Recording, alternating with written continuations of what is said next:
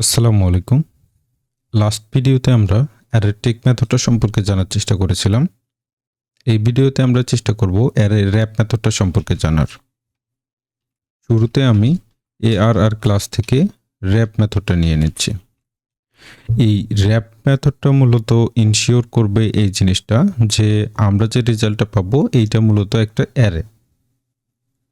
আমি যদি এইখানে একটা স্ট্রিং পাস করি, সাপোজ লারাভেল, তাহলে আমি রেজাল্ট হিসেবে পাবো লারাভেল। আমি যদি এইখানে একটা অ্যারে হিসেবে পাস করি, তবুও আমি রেজাল্ট হিসেবে এইভাবে একটা অ্যারে পাবো।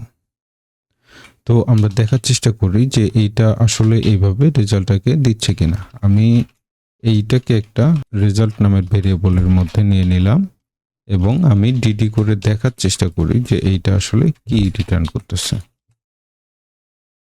আমি যদি ব্রাউজারে রিলোড দেই তাহলে দেখব যে আমি এটাকে একটা অ্যারে হিসেবে পাচ্ছি এবং অ্যারের ভ্যালু হিসেবে লারাভেলটাকে পাচ্ছি। আমি যদি এটাকে অ্যারে হিসেবে পাস করি, তবুও আমি সেম রেজাল্ট পাবো। এখানে একটা বিষয় খেয়াল রাখতে হবে, আমার এই যে ভ্যালুটা আমি পাস করতেছি, এই ভ্যালুটা যদি নাল হয় তাহলে আমি রেজাল্ট হিসেবে একটা এমটি অ্যারে পাবো। এমটিআর।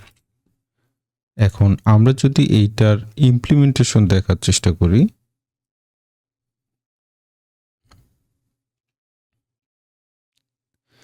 এই র্যাপ মেথডটা মূলত একটা ভ্যালু প্যারামিটার হিসেবে নিচ্ছে।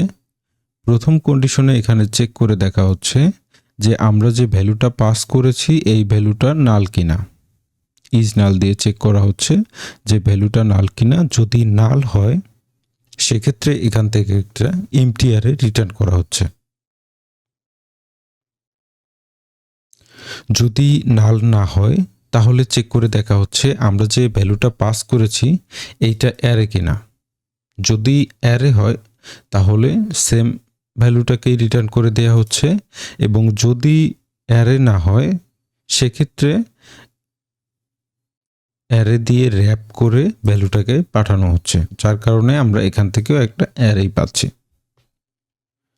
আমরা যদি একটা রিয়েল লাইফ সিনারিও বোঝার চেষ্টা করি, যে সাপোজ আমার কোনো একটা ইনপুট ফিল্ড থেকে ইউজার অ্যারে দিতে পারে অথবা স্ট্রিং দিতে পারে, কিন্তু আমাদের যদি প্রয়োজন হয় না আমাদের এই যে ভ্যালুটা এইটা অবশ্যই অ্যারে হতে হবে, তাহলে আমরা এই র্যাপ মেথডটা ব্যবহার করে এই বিষয়টা ইনশিওর হইতে পারি যে আমাদের এই যে ডাটাটা এইটা অবশ্যই একটা অ্যারে। আমরা যদি এটাকে পরবর্তী প্রসেসের জন্য লুপ চালাইতে চাই বা এটার ভিতরে কোনো অপারেশন চালাইতে চাই, সেক্ষেত্রে আমরা সেটা খুব সহজেই করতে পারবো।